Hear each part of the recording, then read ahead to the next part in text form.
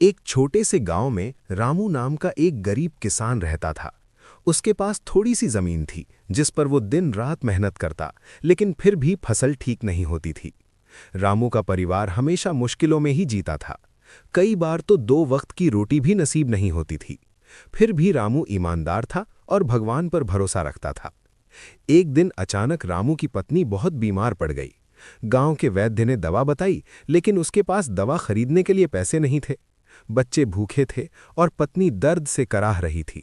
ये देखकर रामू का दिल टूट गया। बेबस होकर वो रोते रोते जंगल की ओर चला गया। जंगल में एक पुराने बरगद के पेड़ के नीचे एक साधु ध्यान में बैठे थे। रामू ने अपने आंसू पोंछे और साधु को अपनी सारी दुख भरी कहानी सुना दी।